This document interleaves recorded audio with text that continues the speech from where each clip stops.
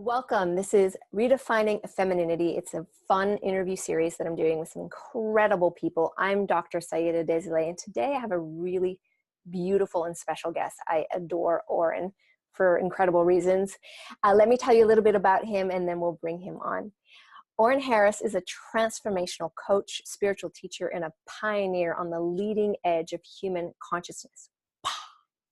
His primary mission in life is creating heaven on earth, a place where people wake up to their true selves and live a limitless life of contribution and fulfillment. Welcome, let me do that again. Welcome, Oren. So great to have you here. So exciting. I mean, last time I saw you, we were having sushi, right? We were like hanging out in Venice somewhere. Yes, that's correct. I'm happy to be here with you in this way. Thank you for having me. Yeah, it's very important for me to hear from the voice of men on this particular topic right now. I think it's an essential time to bring everybody into this conversation. And I love your work. I love what you do. You always bring people into responsibility and creativity in such a beautiful, invitational way. So very excited. Thank you. That said, I'm curious, what does femininity actually mean to you personally? So that's a great question. I've literally never specifically thought about the word femininity versus like just the feminine essence. All right. And so feminine essence to me is like the essence of creation. It's the essence of all that is. It is the mother. It's the essence through which all things come into form and into existence. I love that. That's in the broadest in the broadest sense, that's what the feminine really represents to me. And so it does also therefore connect to pretty much everything, to creativity, to our personal power, to our receptivity, to pretty much every area of our life is influenced by that very strongly. Yeah. And I mean, you're a guy and you're talking about this. So obviously you're very in touch with the fact that you also have these qualities. And I'm curious, Oren, was there a particular time where this idea or these concepts that you just articulated, they became really self-evident?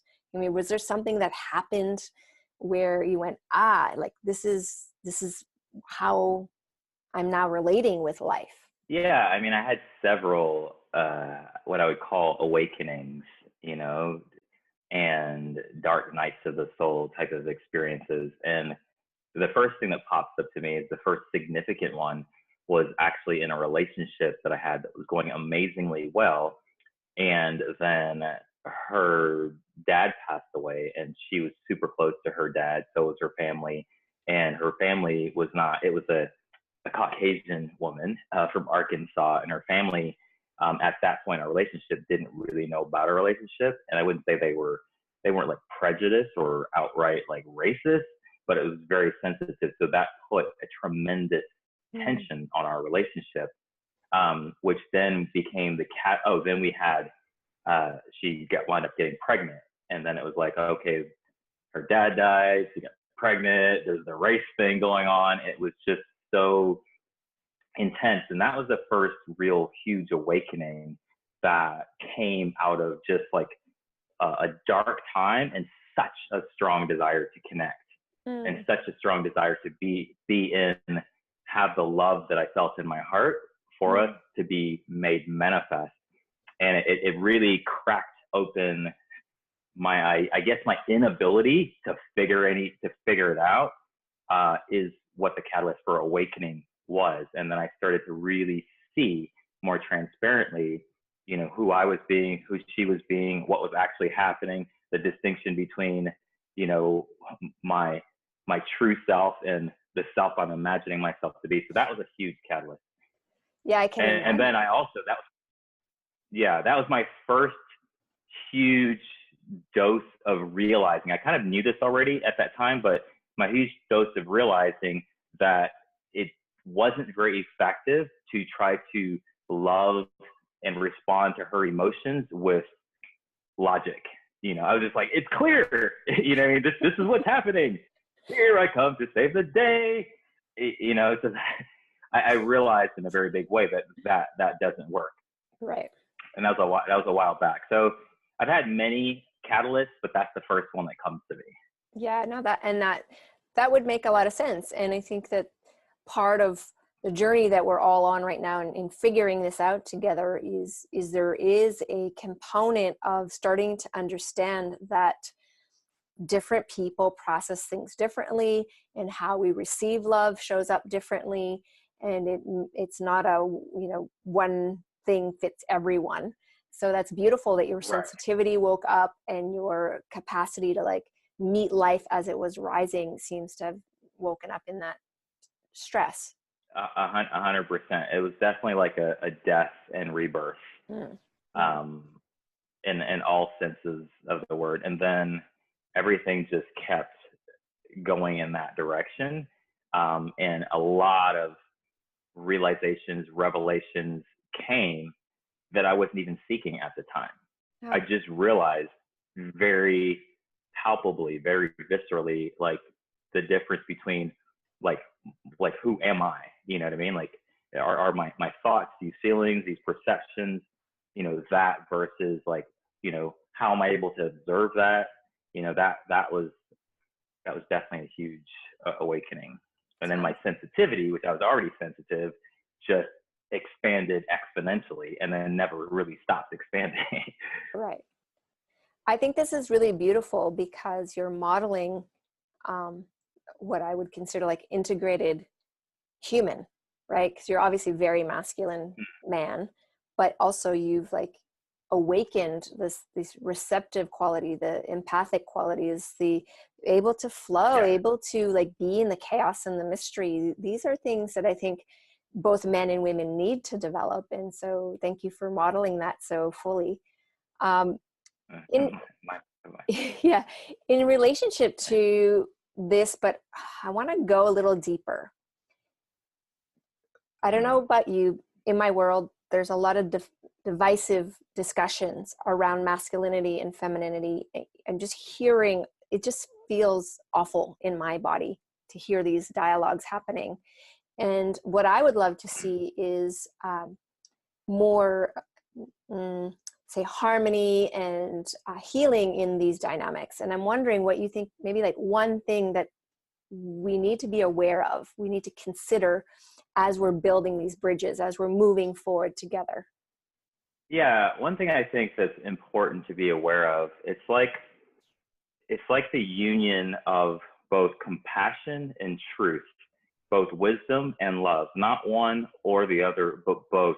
And one thing we need to be aware of, because if we look historically speaking and the kind of suppression or repression of the feminine that is, has been happening collectively from men and women, and then the kind of, taking a stand and redeeming and claiming, that's been happening for many years, and we've made a lot of progress in that. I think that one thing that we really, really need to be, I don't want to say careful because that's not the word, maybe mindful of, is that what I see happening is that, men displaying inappropriate behavior, right? And that gives rise to a couple of things. One is, okay, on a physical level, it's like, this is what's appropriate. This is how you treat a woman, right? And at the same time, if that type of truth is not infused with compassion, then no real healing happens. And then if you have, what I see happening sometimes is both the woman might feel, she's truly feeling her heart, maybe even truly feeling what's true and what's in alignment and what's in harmony.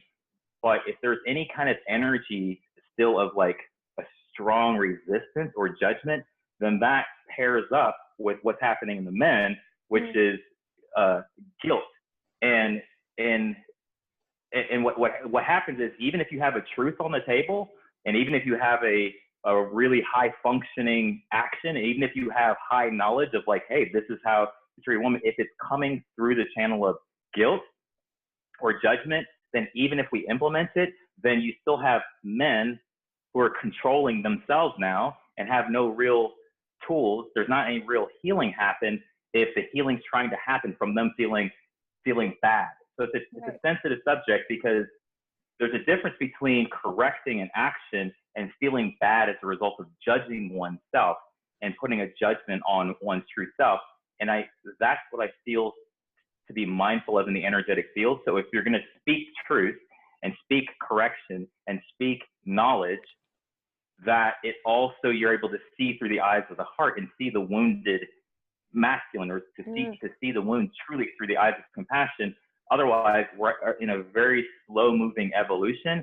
If we only, like I said, reconcile it on a physical level of like justice is served, now we have proper information, now we have proper action, but internally, we don't want to be trying to feel like we have to control our thoughts or our feelings. And that's the missing part of the equation, or one missing part of the equation. And I think that maybe it's just a matter of knowledge. It's like men are really ill-equipped for that. And so, you know, and I'm not saying they all feel bad, but some of them might feel bad. I actually witnessed that one time, and I could feel the man's heart, I could feel the woman's heart, and the heart is truly what's needed to truly heal. Yeah, I love that you said that, because I recently did like a Facebook Live on this where I was talking about toxic masculinity, and I said, is it actually even real? Because in my experience, you can't put those words there. And if you do put those words there, then what we're doing, nobody wants to go close to something toxic. We want to run away. But if we could change the verbiage, right? And we suddenly realize there's a wounded person, and then there's masculinity and femininity, right? And so if we're looking at the woundedness, we're looking at the misunderstanding, we're looking at maybe even the way we've been socialized is a little off or something. Now there's a place where we can move toward each other and get curious and go, you know what you just said, I realize you're trying to be funny, but it landed in a really awkward way in my body, and now I'm a little standoffish with you. Right. Actually be able to gift each other in this way, I think requires a change in the language. And as you said, more focus of self-empathy first, and then extending that outward. Yeah, 100%. And I love the simplicity of that, even just to change in language. Like as soon as it's like toxic masculinity, and it's the vibration of it. Like who, as a man, even if he's going to, oh, hey, I'm going to go heal my toxic masculinity, that's already going to be very difficult, because it already is assuming it lacks complete empathy for oneself. And it's already starting from a place of, oh, something's wrong with me, rather than, you know, we're trying to transform the situation, which is different than internalizing a judgment if something's wrong with me. So I agree with you, the toxic masculinity thing. And then when there's like passion behind it, like, ooh, that's toxic masculinity. And we know because it looks like this. And then even worse, if you have guys that are going, oh my God, you're right, I recognize that. And this is what this is toxic masculinity. So now I need to go get help with this. It's a very slow moving evolution if it's engaged within that way. Totally. So in the light of redefining femininity, because that's what the series is about, I'm really wanting a redefinition, something new and fresh and emergent. Is there a final thought that you'd love to leave the viewers with today? You know, I said something recently to someone, they were like, whoa. And it was a phrase. I said, her presence melted open the hearts of men. Right. And what that means, and I guess what the invitation was for there, is to not to negate any suffering that's been imposed upon the feminine, but more so to receive receive the power of the feminine, right?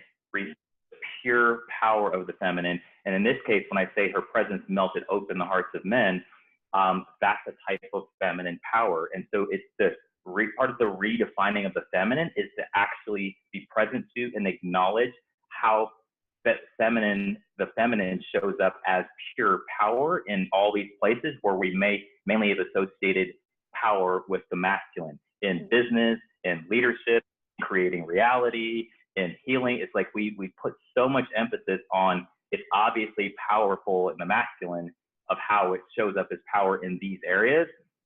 but what does it look like? What's the feminine version of that look like? And even with her presence melting open the hearts of men, there's conversations about men when they're in their masculine presence being able to be a space for a woman, right? What does the feminine version of that look like? Yeah. And that's just equality and acknowledgement of the true power and the very realistic, relevant power of the feminine in every single area of our lives. I think that's part of integrating the balance, is not just on a metaphysical level, but on a practical level. This is what's needed to happen in companies and in leadership and in communication and in management and in creativity and all these things. So that's a long final statement, but there it is. I love it. And I also love what I'm hearing underneath the words is that you're inviting us to come back to a natural relationship with life. I mean, like the tree and the river, they're very different and yet they're equal. And they serve they have different functions and yet they're equal. They belong to life. We all belong to life. We belong to even each other. And so when we can start recognizing that, we start to actually open up, like you said, there's a lot of misplaced or even not even explored feminine power at this point. So I love your invitation for us all to dive a little deeper into that. Thank you so much. Yeah, it's just so amazing to have this dialogue. We'll have to do a longer one of these very soon. So I just want to thank you for today. Absolutely. And for the viewers, I have a little invitation for you, so stay tuned. You're invited to join this amazing conversation. Soon I'll be doing a training, Redefining Feminine Power, and I want you to be there. So click the link that comes with this video, join. Just for joining, I will be giving you a free downloadable gift, so definitely watch out for that. And if you can't make it at the time that the training is happening, don't worry.